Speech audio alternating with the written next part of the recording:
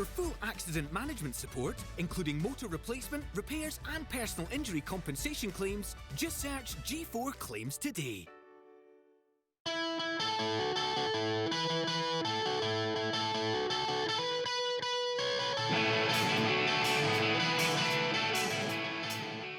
Hi and welcome to this week's episode of the DW podcast. I am joined by Dave Hook, otherwise known as Solareye from the hip-hop group Stanley Odd. Dave, thanks very much for your time today.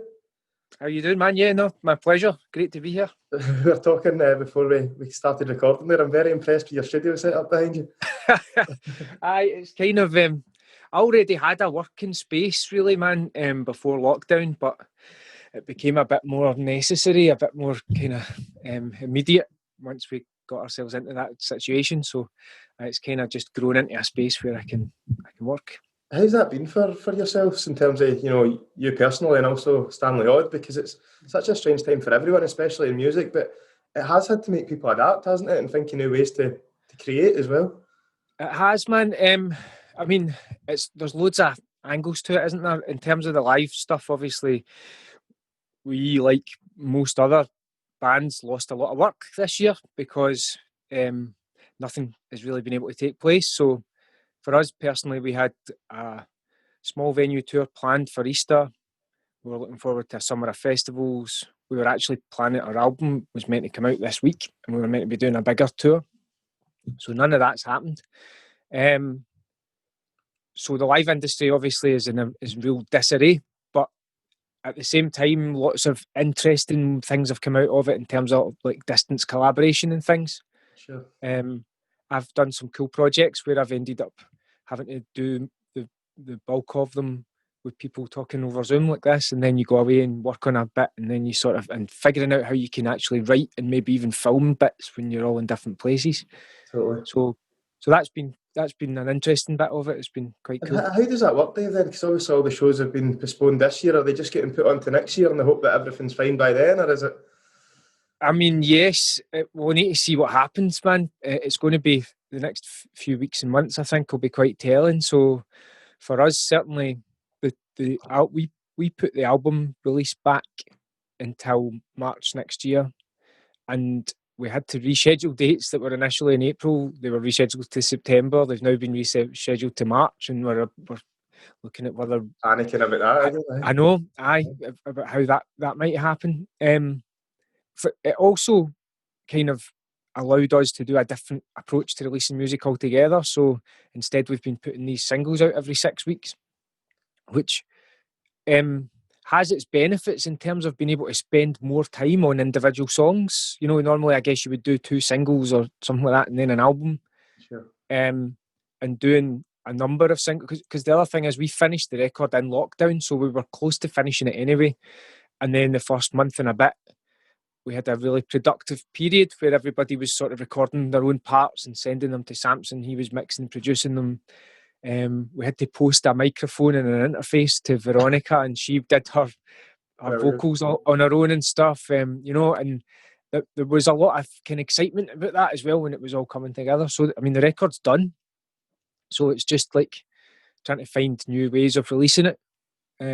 What's the usual writing process like for a group like yourselves? Because you're all over the place, I'd imagine. Do you usually write in the studio, or do you usually, get these recording pieces at home and send them to each other? And I mean, it's changed a bit over the years. So when we were starting out, which was over 10 years ago now, does that make you feel old, Dave? It does a bit, man. We were in a position at that age to spend all our days sort of hanging about together and working on tunes and like just messing about with stuff. And that does change as like time goes on, where you get other commitments and stuff. And people have other commitments to other bands and other projects as well, So this album probably took us about 3 years to make. It's been 6 years since we put an album out. What we did, everybody wrote bits of music and ideas, and then they all went up onto a cloud. And then we started booking like maybe 4 or 5 day studio sessions and staying wherever we were going to do it. Brilliant. Picking a handful of those songs and then sort of taking them apart and working on them. And we did that quite intensively for the last year and a half, and then just pulled it all together in the last few months.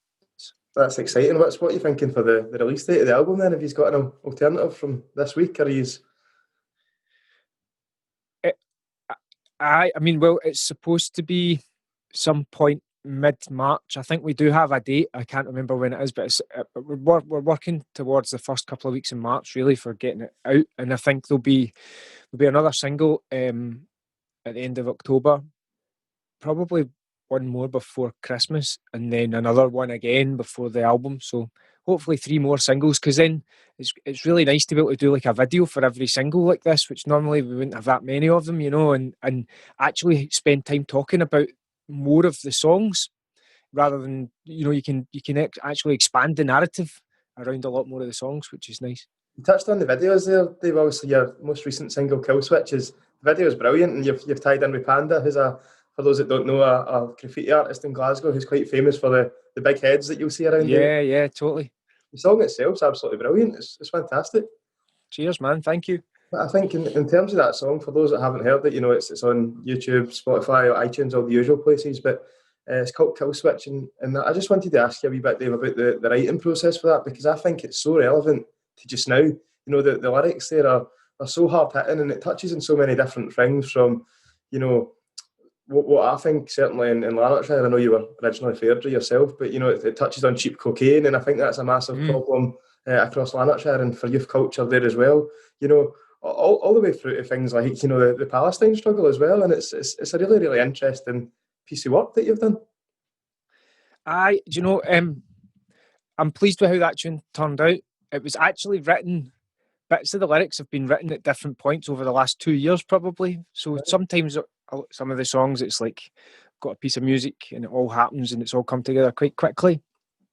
And that one, some of those lyrics, like actually the chorus lyrics to that had been written even earlier. Right, okay. Started out for a project that I'd been working on that we never ended up coming out with me and Louis and Scatterbrains many years ago. And then had the chorus came back again. So I was like, I'll start writing something for it over the last couple of years.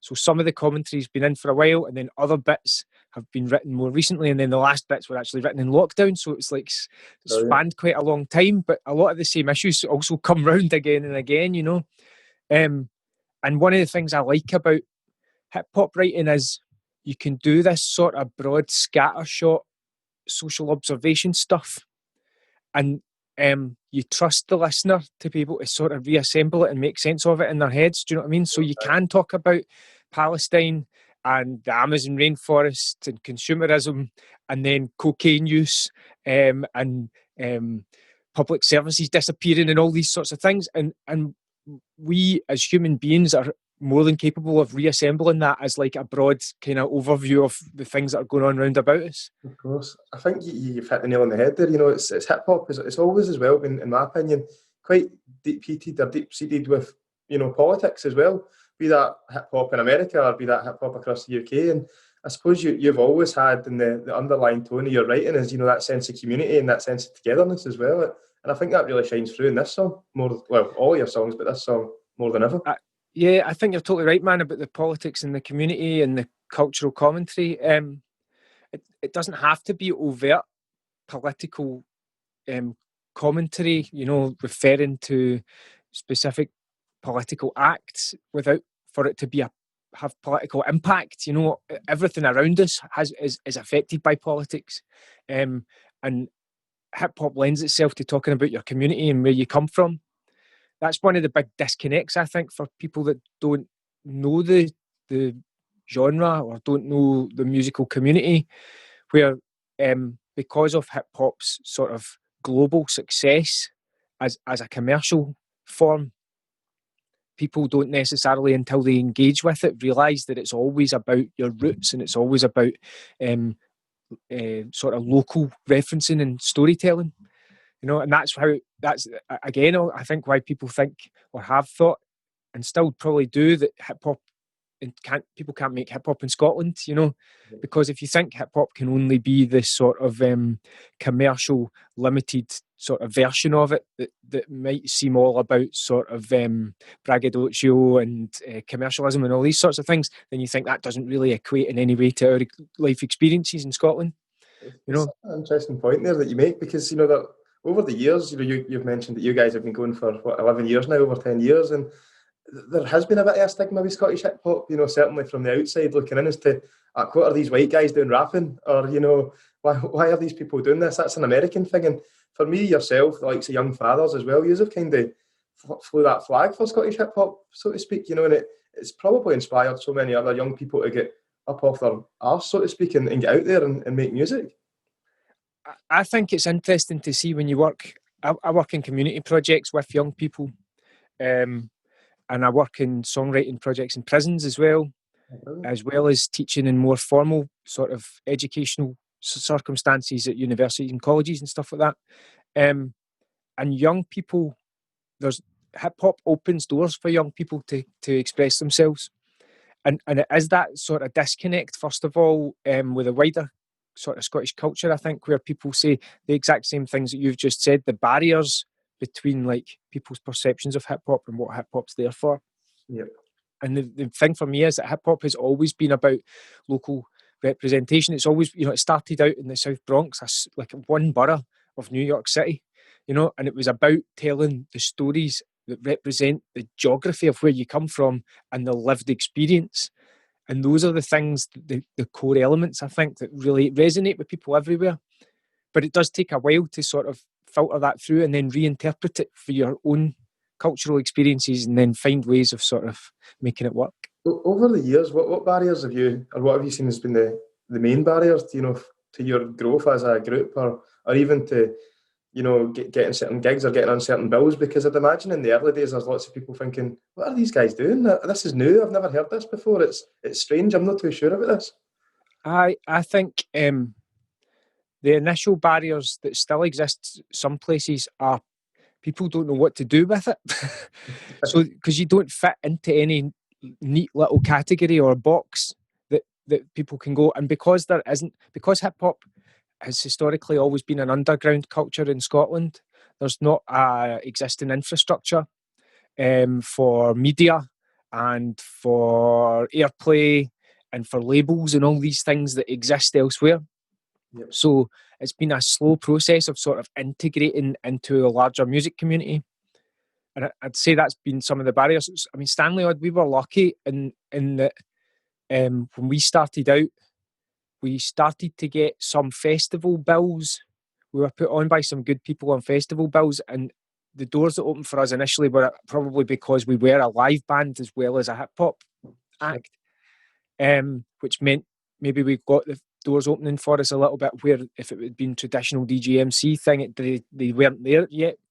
And it also provided us then with an opportunity the following year, the next time festival season came round, to go, well, can we curate this stage for a few hours and we can put other hip hop artists on, and then we can start to sort of broaden folks' horizons. And the thing was, the result was excellent, because generally the reception at all the festivals went down a storm. So it was just about kind of even putting it on people's radar in the first place. It's funny you mentioned, the radio playing things there. I had the boys with La Fontaine's on the podcast a while back, and similar, well, not too similar, but also, kind of Scottish rap, so you could say. And they said the same, it's like we play gigs are always packed out, people come along and the music's infectious, it's really enjoyable, upbeat, gets people moving, but then it's these radio plays, you're trying to bang down the likes of Radio 1 or even local radio stations, and it just doesn't happen as easy because it's not as mainstream. That's it, and it's about finding a way to even get people to listen to it in the first place in these positions, to try and open their eyes to it. There's some rap artists now in Scotland that I think have a real great potential to open those doors. I think some of the next generation of artists, obviously Shogun, who's already done millions and millions of views on YouTube. He's linking up with established artists all around the UK. And there's other artists in that rap and grime and hip hop mould that are doing great stuff, and also I think have the potential to bridge those gaps. Like I think McCroy as well is another brilliant rapper that's kind of really kind of making waves with that style and that flow. But there's a range of artists I think that fall into that category just now. So it'll be exciting to see what the next generation do. I mean, you'll probably be too humble to say this, but I think you just have to take a large degree of responsibility for that as well, you know, for paving the path for these artists. I think it's interesting how it's developed. There's a bunch of folks that have helped to widen the reach of hip hop in the last 20, 30 years, you know, and each of the sort of generations have put the work in to help kind of reach a wider audience and normalise rap and normalise Scottish accent and voice and music, you know. So like Steg G and the Freestyle Master and Two Tone Committee and those early 90s artists are responsible for the first wave of brave Scottish accent and voice and storytelling in rap, you know. And then I guess the second wave is it's probably the early 2000s, which is the stuff that we were doing, and Loki and Gasp, the Being, all these sorts of guys, Word and Mad Hat and all that sort of there was suddenly a big influx of folks all around that time, again making inroads and broadening and widening the sort of reach of it, you know. And it all ties, a lot of it I think ties to Scottish people seeing our own selves reflected back at us in the media and problems that we have with that. Was there any ever a doubt in your mind about, you know, doing hip hop in a Scottish accent? I've heard other artists speak about it, and they thought, you know, the first few times I'd done it, I was putting on this American twang. I'm not too sure what state in America, but I certainly sounded more American than Scottish. Oh, absolutely. Yeah, I did exactly the same thing when I started. So, rap for me started. The first hip hop I got into was in the early 90s, and it was Snoop Dogg and House of Pain and Cypress Hill and all this sort of stuff, you know. And the first rapping that we did was sitting with a bottle in the park in Airdrie and with your pals, you know, and making up rhymes. Everybody doing verses from like Snoop Dogg, Loddy Doddy, and all this sort of stuff. And it was like, so you were doing it word for word, what they were doing, and accent for accent, you know. And then gradually my listening practices moved from West Coast to East Coast. I really got into the lyrical elements of sort of the more dense New York rap styles. And gradually, I eventually found there was people in the UK doing it. And finally, I realised there was people in Scotland doing it. And it was that very slow round-the-world process, you know, because it was pre-internet. You couldn't just dive on and see what other people were up to. And in terms of finding your voice, that's a period of time. I definitely started rapping in an American accent, and then I think my storytelling got better before my delivery. So then I started maybe telling true stories about where I came from, and then still in a fake American accent. And then suddenly you hear it and realise that doesn't work, you know. And then you have to sort of develop it. When was the first time you recorded yourself in a Scottish accent then? Were you thinking back, this sounds good, or were you a bit sketchy about putting it out there? Because I think when in any type of music, you know, when especially with the genre that you do, you're putting a lot of your personal thoughts and feelings down on paper. You know, it's such an open book. You're exposing yourself and yourself as a person to an audience. You know, it's quite a brave thing to do. I can remember the change because I was playing in a different band, at this point, round about 2000, early 2000s, round about the year 2000, I think. And I'd changed. We'd been rehearsing these songs. I had an American accent, and then we went and recorded one. And I'd made my decision. I recorded it in my own voice, although it still wasn't as brave or as honest, probably, as it became. So it was on the spectrum towards sounding like yourself. And I remember like my pal that we were playing the band with going, "Nah, you've ruined that," you know. So it takes a while, and I think it takes a while anyway as a vocalist to find your voice, because your delivery voice isn't necessarily exactly the same as your speaking voice, and it's about being, you know, like everybody feels uncomfortable when we hear ourselves recorded back. You know, if you hear a phone message or something, you hear your own voice, and it makes. Is that what I sound like, isn't it? Yeah, totally. So it takes a long time to get comfortable with how you sound. And I just think in Scotland with accent, there's it's not the only place in the world, but there's an added layer of complexity where, you know, like back to the 80s, there was it was only the Proclaimers even sang in a Scottish accent. So even our music wasn't in our own voices. Yep. And it's been this slow, gradual spectrum of getting more comfortable hearing Scottish accent in song. And I think there's also that thing, if you're in Scotland, you've got a wee bit of an inferiority complex, and maybe that's down to because there is a lack of regional voices, on the television and music. It's like, that's not really what the masses want to hear because they're so used to hearing, an American accent or a New York accent or a London accent that it almost puts us back into our box a wee bit as well. It definitely does, man. I mean, I think I'm not that fussed about what accent people choose to sing in because I think there's a bit more flexibility with melody. But I think because of the authenticity thing in hip hop and it being so like a core element of hip hop being about sort of truth and realness, and it also becomes about like telling your story, then your own voice becomes more important. Yep. So it used to be more of an indicator of authenticity. I think there's been some really interesting conversations within the Scottish hip hop community about this recently because it's become such a hard fought thing to be able to like make music in your own accent and your own voice and not be laughed at. That it's been this sort of like one of the major ways of identifying realness and honesty. But in an increasingly multicultural and diverse Scotland, there's lots of people here who are Scottish who don't necessarily have that traditional Scottish accent anymore, especially in the cities. If you weren't born here but you live here, you're Scottish, but you might not sound immediately to be Scottish. So then it goes back again to a much more varied and diverse range of accents, I think. That's an interesting point, actually, because it's probably something that people don't take into consideration as much as they should. You mentioned the Scottish hip hop community there. Are you all quite supportive of each other? Is it a bit dog eats dog, or as I mean, I think it is a supportive community. Like any community, there's a whole range of different voices. But I think, generally speaking, the sort of producers of the music and the consumers of the music are often all the same people. Like, I'm a hip hop fan. I listen to everybody's work as well as making my own. It makes sense to share that as far and wide as you can. The more people it reaches, the more people become aware of it, and the bigger it becomes.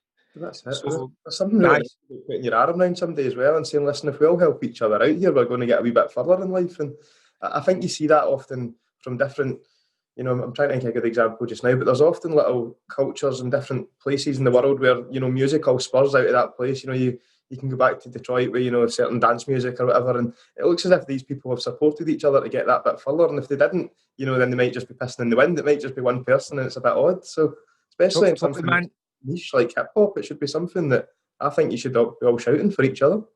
Yeah, and I think if one person's winning, everybody's winning. If there's, like, see, just now, the Scottish Album of the Year awards, so that and the Scottish Alternative Music Awards are the two biggest opportunities of the year, I would say, to be able to shine a light on the work that you're doing. And I think they're really important for smaller musical styles and communities because they allow you to access national press in ways that otherwise you wouldn't. Yep. So, with the Scottish Album of the Year Awards, it's very seldom that hip hop's represented there. Really, in the last I don't know how many years, maybe 9-10 years it's been running. So in that time, Stanley Odd was shortlisted for it. Hector Berserk was shortlisted for it. Young Fathers have won it twice. That's amazing, eh? This year, Nova Scotia The Truth is longlisted so far, and hopefully we'll go further than that. And I think that's brilliant. I'm delighted for her. But everybody sort of gains from that. The more representation there is of different styles, and in this case hip hop, that puts it into the national press. It means people that otherwise would never have heard it hear it. It's going to be on the radio. It will be in the background, and people will start to pick up on it, and everyone wins there. It's great to see as well, isn't it? It's really great to see. You mentioned that in your early days you were really influenced by New York hip hop as well, and it's gone back a good few years now, Dave. But I believe that you guys went over. You won the Nordorf Robbins Award, went over and played in New York, and then made a kind of mini tour of the US as well. Eh? We did. It worked out really well, man. That was 2013, I think. So yeah, we went when we won the award. Then we were. It was arranged for us to go and play. It was Scotland Week, Right. so we played at a venue in Manhattan for that. We played. The original thing was playing one date when you got there, which was in a townhouse in the sort of as you walked into a townhouse in Manhattan, which was really cool. And then we had another gig lined up for that and a support gig with The View. Right. And then we had a word with The View before we went and ended up jumping on a few dates for their tour, which meant that we ended up playing in Boston and we played at the Knitting Factory in Brooklyn and a couple of amazing venues, really good sized venues in Manhattan as well. So yeah, it turned into a really good wee run of shows. That's amazing. How did you find Scotland Week? I went over a few years ago to New York with Natalie, my girlfriend, and we never knew that was on until we went and we were having a look to see what was on, and we went down to Fifth Avenue and see everyone in the tartan marching down the street. I thought, this is absolutely surreal but brilliant at the same time. Yeah, it was cool, man. It was cool. We played in Central Park as well. Now I think about it, so we played in Central Park, like on an outdoor stage during Scotland Week as well. It was a great opportunity.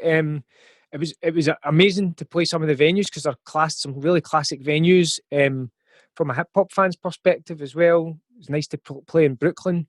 It was great to play a bunch of gigs in Manhattan. So overall, it was an excellent experience. It was also kind of surreal because, like, when we played in Boston, just a handful of folks had travelled to see us because they were already fans of the band, which was nice. So it was like, and because America's as vast as it is, they were like travelling from different states, like driving for several hours or whatever, which to us would seem massive, but to them would seem small. That's so good. That's brilliant. So that's a great experience. What was it like with The View? Because I can imagine they might have tried to lead you astray once or twice. The View were great lads. They were coming to the end of a big tour, so they'd already travelled right from west to east, right across the country. So I think they were quite fatigued, but they were great lads. Their shows were excellent, and they certainly had a blowout on their last date, which was the one in Manhattan. It happened to be our last day there, but it was quite entertaining.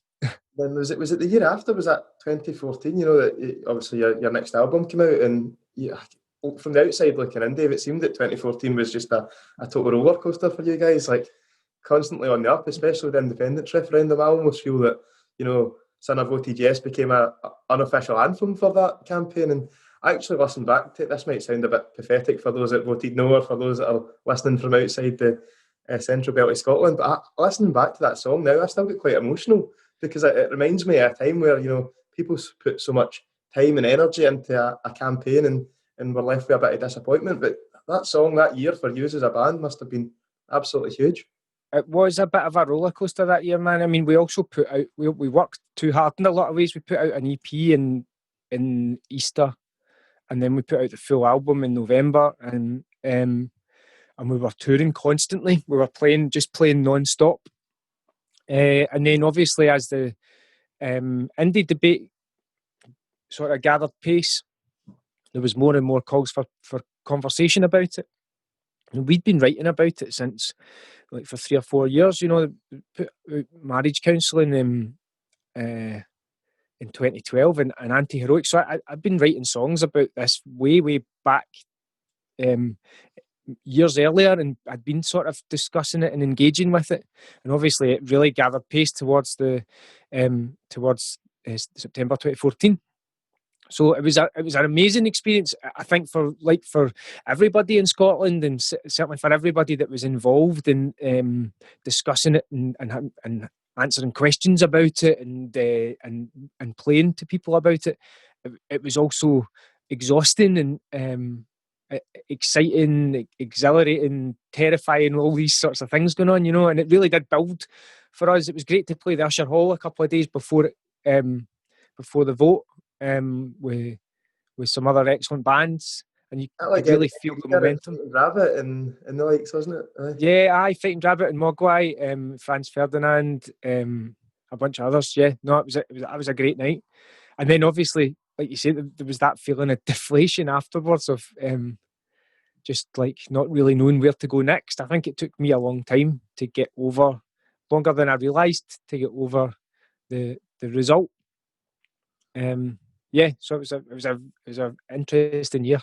Did you think that track would take off the way that it did? Because it seemed to be getting shared everywhere, didn't it? At the time, it was very much, this is in the It did. It did take off, and I know I didn't think it would. The reason I wrote the track was we were writing the album still through the summer, and I knew it was coming out in November, and the referendum was in September, and I was like, how can you not write about this? But how can you write about it and have it be relevant on an album that comes out after the referendum? So that's how I came at that sort of, right, okay, so I'll write it as a letter to my wee boy to explain how I'm feeling about it and where my thoughts are. And it sort of allowed me to sort of do that and use a lot of children's metaphors and all those sorts of things, but also sort of lay out some ideas about it. And then just timing-wise, man, it just happened to come. I think we put it out a couple of weeks before, which again, there was no plan to it. It was just when it was done. And I did the video myself. I set a camera up and just wrote the words and then sped them up. So it was very DIY, and it just sort of happened to come together just at the right time, I think. Are the full band quite supportive of your, political views or your social conscience? Because I could be wrong here, Dave, but I'm sure that I read previously that they're from all over the place. You've even got someone from Norway in the band as well. Yeah, Runa's from Norway, although he's lived here for the last 18 years, and Tilo's from Stuttgart, but he's lived here for the last 20 years as well.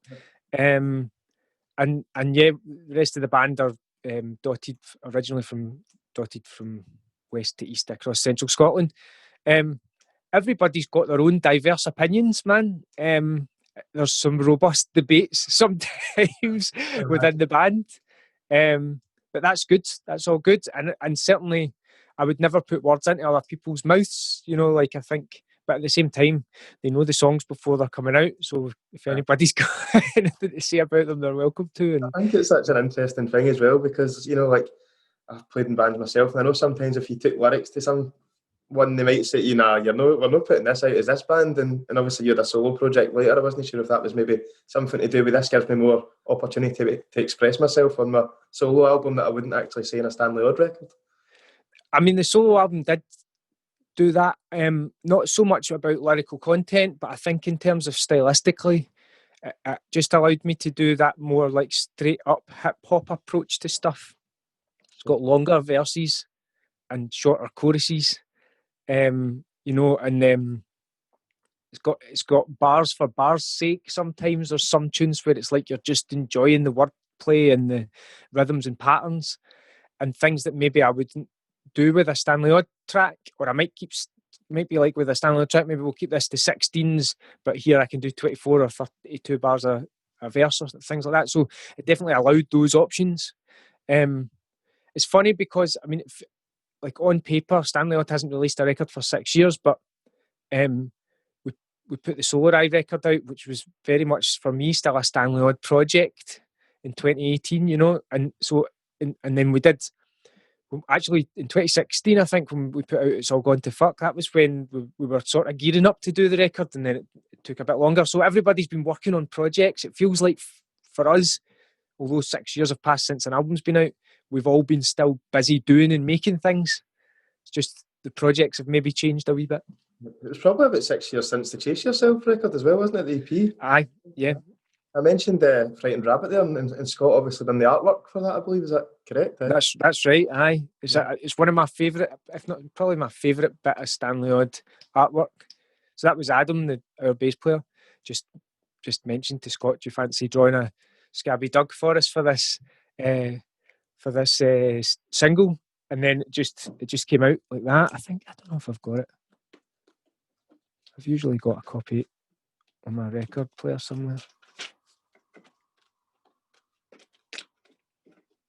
No, I've not got one there just now. But the thing that's really nice about it is the dog chases its tail when you put the vinyl on. Oh, so because it's just like going like that round in a circle. So you put the record on and the dog chases its tail round the record. That's really clever. And I mean, not to go off on a tangent, but I believe Scott's legacy in Scottish music will last forever. An absolute gentleman, that's been totally respected across the music scene, and it's obviously a very sad situation now, but supposed to have him play a part in, you know, Stanley Odd history as well must be quite special. Yeah, it was really nice, and he just, I think he'd done the whole artwork before he'd heard any of the music. You know, we told him this is what we would like, so he drew us a Doug, and that was it was done before the music was out. What's which was cool. But it's a beautiful wee piece of artwork, and delighted to have it. That's amazing. It's really, really cool. What can we expect for the new album that's coming out then? Well, I tell you what, I think it's the best bit of work we've ever done. I think it's the most us and the least caring about kind of what other people make of it, which is nice. Especially because I still think it's decent, even though it's kind of coming from that place.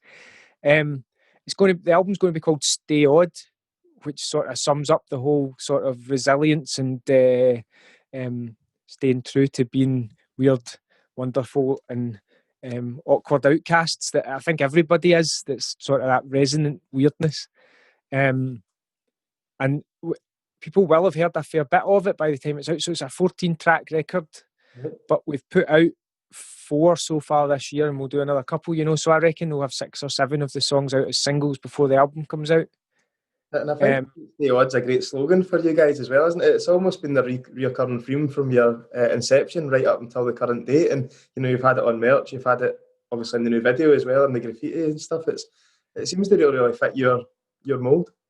It does. I think it sums up in 2 words kind of the whole concept behind Stanley Odd. You know, it's for oddballs and outcasts and awkward folks.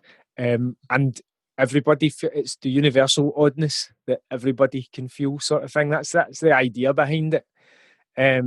So Stay Odd does kind of sort of champion that. I think the record is about lots of different things, a whole variety of different things, like you were saying about Killswitch. It's kind of about the magic of everyday things and just like sort of looking at them from different perspectives and telling stories. What does a band like Stanley Odd think then when you're releasing an album? Because you've mentioned there, you know, we don't really care if other people like it, you know, we're really, really proud of our work. But when you're releasing an album, I'd imagine, you know, if you're looking at the top of the tree, the likes of your Ed Sheerans or whoever, they'd be thinking, right, we want to smash number ones in every single country, and we want to sell out, you know, tens of thousands of people every night. But what do you want to get from it? Is it just a point of, you know, we're really happy with the work we've put out, or do you think we want this to grow to a bigger audience? Or what's the kind of goals for that? I mean, I definitely want it to grow, man. I think I have to be realistic about that, about the avenues and spaces and places it can get to. And a lot of that's down to who's willing to play it out and how far it can reach. The ultimate goal, I think, for Stanley Odd has always been to recoup enough to be able to keep doing what you're doing. Sure. So to pay people's bills, and to because that buys you the time to make your art, you know. Okay. So I mean, there's like, we live in a capitalist paradigm, whether we like it or not, and therefore it needs people's investment in it, and people do invest in it, thankfully, and we're really grateful for that. But you know, it needs enough people to like what you're doing and to feel that they want to be a part of it in some way, that you can make the next one. Yep. And that's kind of it. Paying for your time, so you can keep doing it. And I think you touched on it there when you were talking about the records, you know, and the dog chasing its tail. I could be totally wrong here, but I feel that people that are into hip hop and, you know, into your group, because they tend to buy vinyls as well. They tend to buy physical copies. It's not as if it's the type of people that are just always going on Spotify and iTunes and downloading things for free. It's almost like they really, really support that, you know, art, and support the people that are involved in it.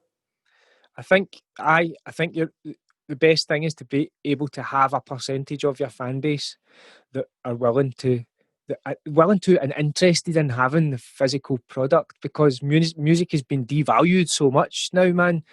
That no, like, generally speaking, people don't ascribe value to music, you know. And I think what other industry would that ever happen in? You know, it's absolutely criminal. It's madness, because, like, see, and I think COVID has actually affected this as well, right? Because because we've had such a influx since March of, like, us all, and we're doing it too, releasing music online, live music performances pieced together and all this sort of stuff. People can't even bring themselves now to click play on a free piece of music on their social media, you know, because we're bombarded with it, right? So like you could get a situation where like you've spent like weeks and months like crafting something and really shaping it and redrafting it and then producing it, and everybody records their parts. You put that up, you give it out for nothing, you give it away for absolutely nothing, and people can't be bothered to hit play. You know, down like that, it's absolutely ridiculous, isn't it? And you've hit the nail on the head. It's because often it's saturated, and it's, these online platforms make it so much easier for people to put out music, not necessarily always good quality music, but you know, anyone can chuck together a song nowadays. They can, and I think the democratisation of music production is a brilliant thing. So the means of production has come to everybody. The means of distribution has come to everybody. So instead of needing a physical distributor to get your records in shops, everyone can get it up online. But actually where the bottleneck sits at the moment, I think, is with the social media giants, whereby you can have like 7,000 people say that they like what you're doing, and you post something on Facebook, and unless you pay them, they'll only show it to 5 people. Horrendous, isn't it? You know, so the bottleneck then lies with the actual the final stage of where people engage with the media, or else they don't know it's there. Yeah. So I think that's an interesting avenue that we need to look at just now. It's also interesting to see how people react to different things. It was brilliant to work with Panda. I feel like Panda really fits in with the whole Stay Odd. Me and him were talking about that, but like his big heads are basically another version of Stay Odd. You know, they're like about sort of challenge, and then, but also I love to read his thoughts that he puts down on his Instagram page, because he's aware of how like street art and graffiti change the fabric of the spaces and places we walk through. Yep. You know, and therefore graffiti artists are consciously trying to improve and affect the visuals of the city. So it was great to work with Panda on that, and then have that element of the video come together at the same time, you know. It's almost a different way of shutting art down, you know, or trying to pull money out of artists as well. As you know, you touch on Panda there and you talk about graffiti, and he's totally changing the visual outlook of somewhere like Glasgow. But at the end of the day, a lot of the time it's illegal. So it's, you know, why are you know, governments, or why are local councils not recognising, you know, this is actually adding a lot of value to this place. You know, it's essentially making people happier. I know, man. I thought Sauchiehall Street up at the ABC was looking magic. I thought it was looking brilliant. I loved that piece he did. There were so many good pieces up there. There were so many things, and it's already been buffed. It's all gone. Right. So that like, since that piece of art that he did for us, within 2 weeks it was gone. And I think and it's something like COVID, as much as it's been a horrendous situation for many, you know, it's some of these, you know, graffiti and street artists that you've seen, they've almost put a wee bit of a smile or a bit of positivity into people's lives by the messages that they've put out there for the NHS workers or the frontline workers, or, you know, even just plays on words that have made people smile, you know. It's Totally, man. Yeah, absolutely. And I think it also highlights how many empty spaces we've got in the city centres, you know, like that's another thing Panda writes about. That BHS building that is regular got stuff thrown up on it, then it's been empty for years and years and years, you know. So many of the spaces that they're changing are just sort of abandoned spaces, you know. It's funny, it's only through, in my opinion, art that it brings a light on this, shines a light on this. It's a bit of a shame, you know. And hopefully through music, through graffiti, through, you know, anything along those lines, it can be something that we can help make a difference with. Yeah, absolutely. Anyway, it's been an absolute pleasure, Dave. Thanks so much for your time, and I'm absolutely gutted that the gigs didn't go ahead this year. I was meant to be coming to see you in Glasgow with a few friends, and obviously, man. But I'm sure it'll be very much worth the wait. Yeah, I hope so, man. As soon as like I say, we're in talks about dates, most dates just now for March, but I'm also hearing people feeling like that maybe won't happen, more broadly speaking, across the sector, so we'll need to wait and see. But yeah, hopefully we'll actually be able to see people in real life again and play some gigs sometime next year. Nice one. I'm very much looking forward to the album coming out next year as well. And for anyone that hasn't heard the latest single, got on Stanley Odd on all social media channels, you'll be able to check them out there. If you've not done so already, please like and subscribe to this podcast, and thanks very much for listening.